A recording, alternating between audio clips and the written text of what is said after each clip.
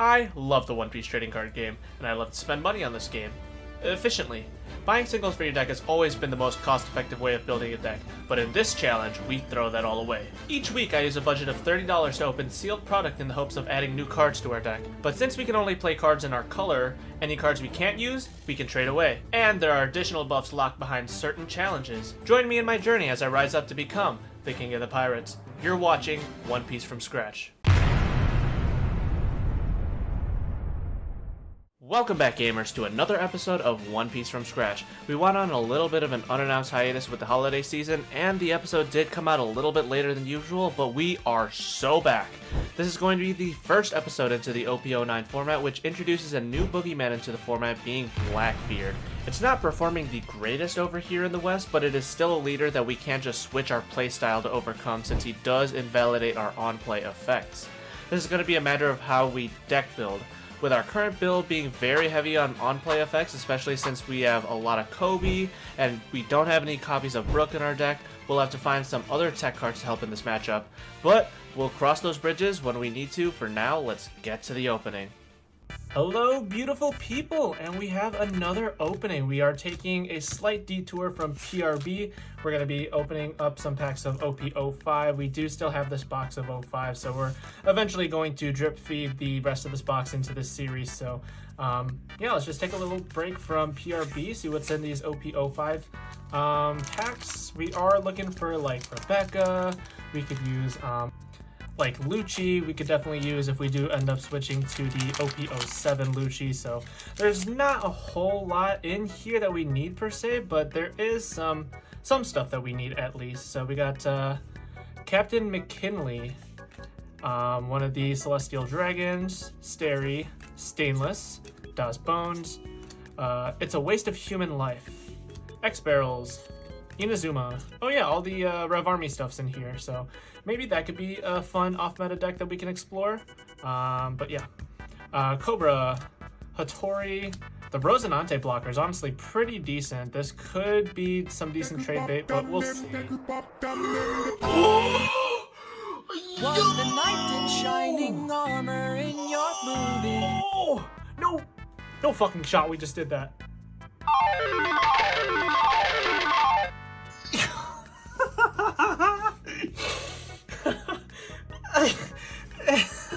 Get this on a sleeve already. We're throwing that in. Oh, thank God that we dipped our toes into 05. So,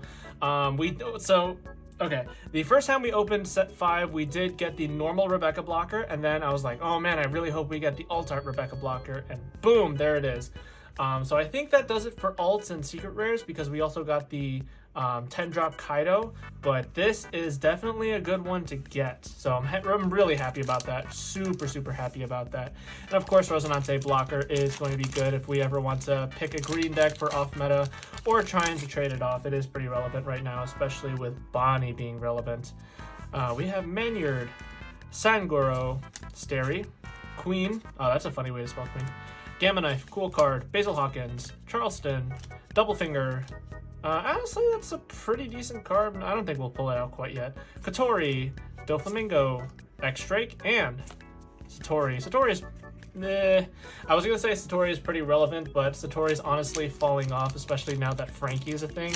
And plus, Frankie's got a pretty nice alt art.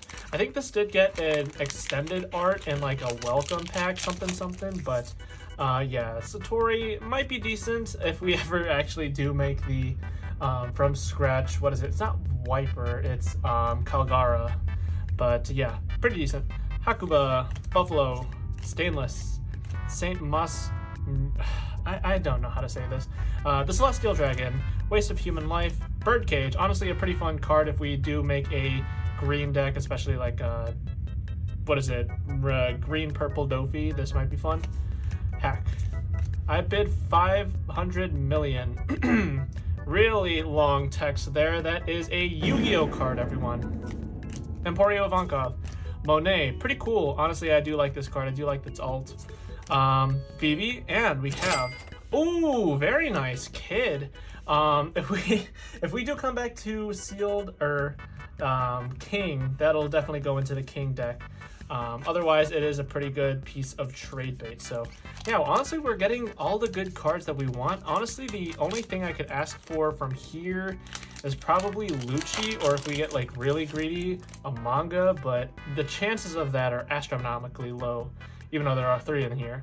Honkichi, Queen, John Giant, St. Charles, Hinobird Zap, St. Worswold, Emporio Energy Hormone, Stickum Meteora, geez, whoa, I could not pronounce that, Viola, Usohachi, Lindbergh, very nice, a Revolutionary Army, and Mancherry, pretty decent.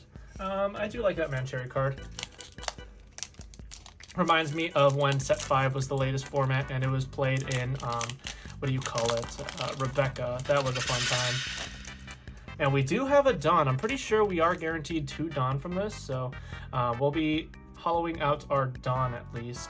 Doflamingo, Nola, Kuma, Heck, Jinbei, Bellamy, Thor, Monet, Enel Leader, pretty cool. We'll throw that to the side. We'll at least throw it in the leader section of our binder. Shirahoshi, Virgo, and of course we have the Dawn of Luffy punching Kaido. Very nice. And for our last pack of OP05, no Dawn in this pack, of course. We have Choppermon, Mozambia, Captain McKinley, Saint Charleston, Pell, Gamma Knife, Hacha, Upper Yard to go with our Enel, a band leader. So are we gonna throw this in the leader pile? Maybe if it comes off. Satori again, and Zoro Juro. Very nice. So yeah, huge upgrade here. That finishes our playset of Rebecca. Plus we finally have an alt art that we can throw into our deck, which is always going to be fun. And we do get a little bit nicer Dawn. I wouldn't say nicer, but it's holographic. We'll see if this goes in after all the PRB stuff hits our Dawn deck. Very good opening though, very good, very good. So we are finally back on the Smoker. We did take a little bit of a detour with our pre-release as well as playing Sakazuki for our off meta, but now we are finally back on Smoker. We did make a few changes, so we're going to go over those pretty quickly, but also I want to go over our actual progress into our Poneglyph bounty, the one where we need full arts or alt art cards. Obviously, some of the cards in our list, like our Sengoku, are alt art, or not alt art, are max rarity, since they don't have a full art or alt art or anything special. So some of them, the base rarity, are going to be the highest rarity. So already kicking it off with 4 of the cards that we need for that challenge. We do have 4 brand new, one of them being the full art from PRB, so that puts our total at 5. We have 2 Helmeppo, no progress there, and we do have not 2 Kobe, but 3 Kobe. We did use the full art upgrade for Kobe. This is a finalist Kobe that I did not win, but I did get my hands on, so that is what we did put our full art upgrade into. I think it's a really beautiful card, especially with Shanks in there. So that does push our count up to 6. And then we have 2 Hinas. We did up it from 1 to 2. We did implement a little bit more removal, so I think it makes sense to go up to 2 Hina there. We do have 2 Borsalino. One of them we did trade for in the last episode, the full art or the alternate art from PRB. We traded our Shanks away, our Shanks alternate art leader, and we traded the Frenosuke alt from the welcome pack for this, so that felt pretty good. We have 4 copies of Dashigi, which is technically highest rarity since it doesn't have any sort of reprint or alternate art, so that is going to count to our total. We have 2 copies of Isho. We still need to get our hands on that. And then for our 2K lineup, we do have 3 copies of Dashigi, 3 copies of T-Bone, and let's fit it on this line, 4 copies of Suru. Suru obviously being the best one since you can pull it off of Moria as cost reduction if you don't have the Helmeppo engraved. And to round out our Navy engine, we do have the 3 copies of Ice Age and 2 copies of Navy HQ.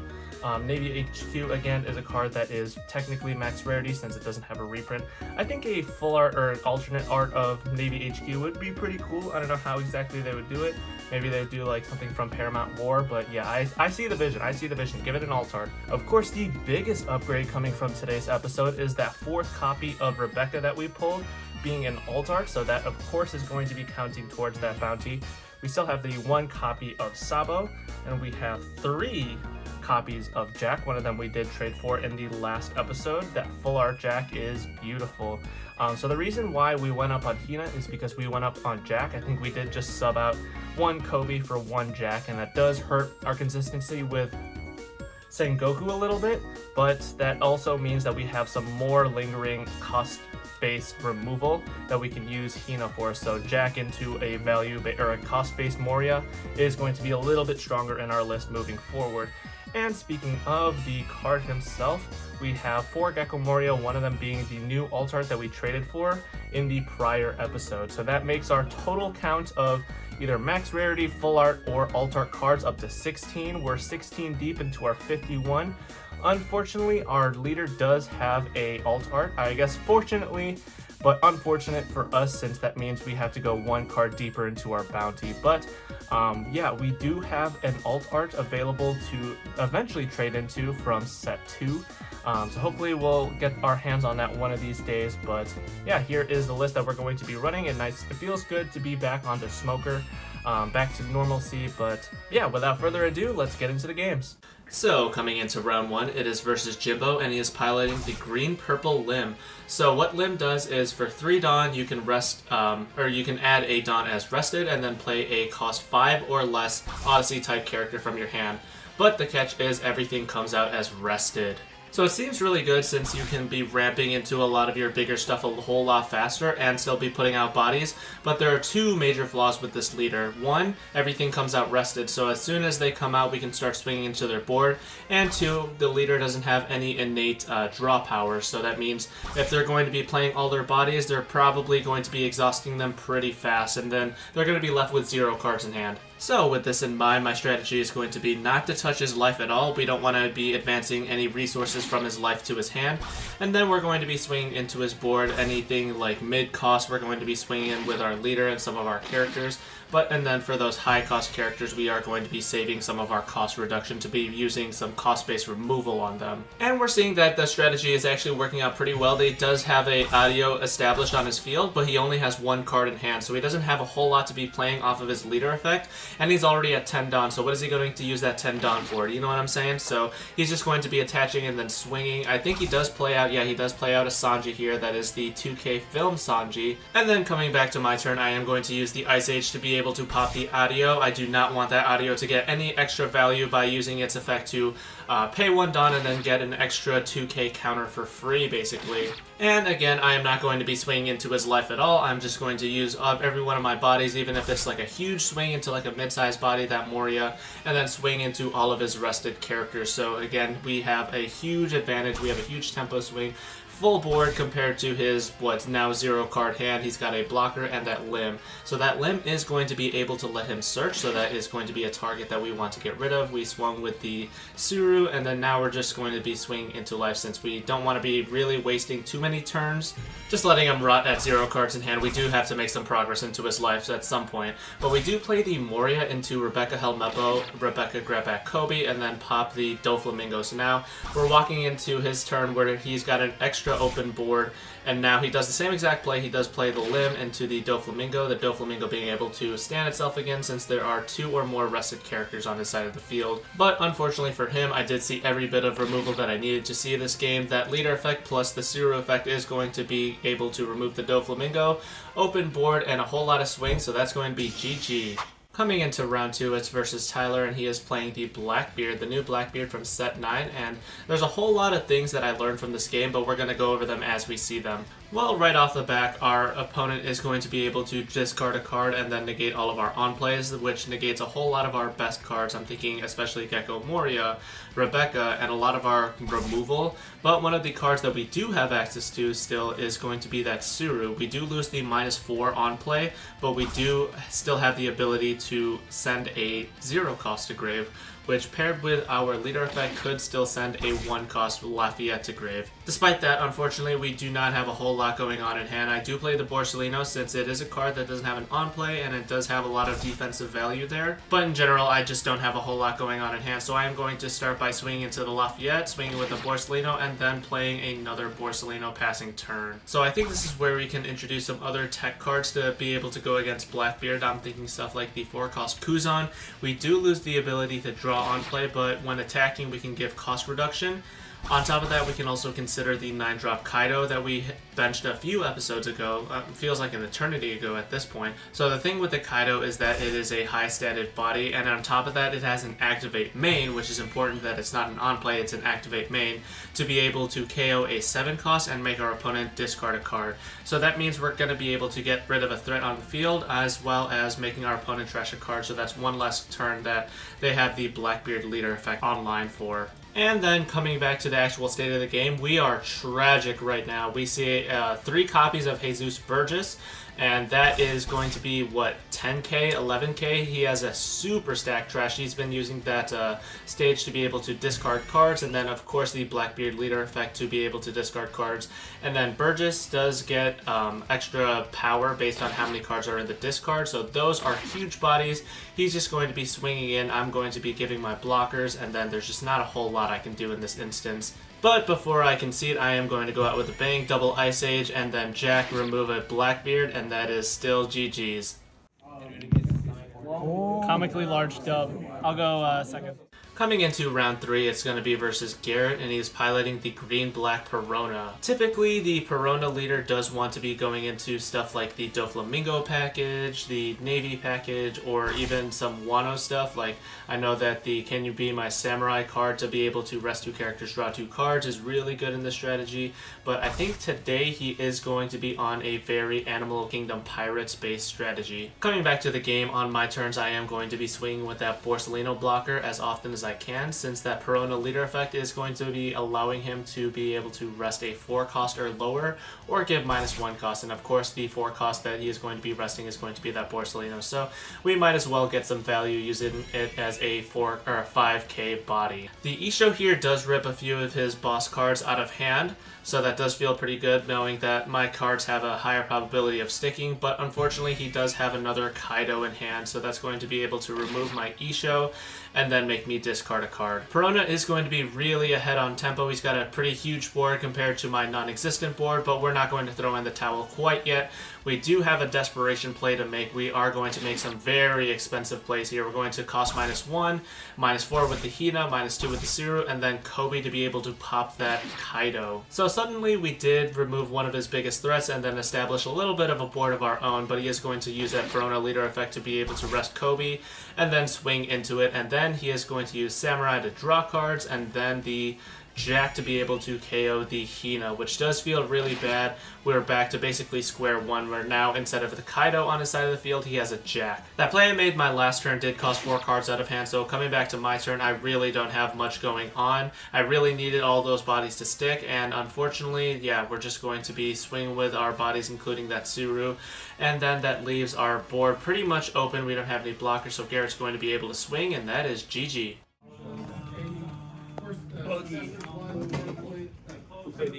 So we ended the day at 1-2, another episode in the red, and not a whole lot of progress made on our bounties. Speaking of bounties, I forgot to shout out Tassadar1 in last week's episode for cracking the final Cypher bounty, so congrats to you. Keep on suggesting your ideas for bounties, and we'll have new bounties on episode 15. I feel like we really learned a lot, especially about our weakness into the Blackbeard matchup. My suspicion of our build being very heavy on on-play effects was true, so that night I literally came back to my apartment and brainstormed a bunch of different cards that would make for some spicy tech cards. So you'll have to wait until next week to see what they are, and I'll actually drop the episode on time this time.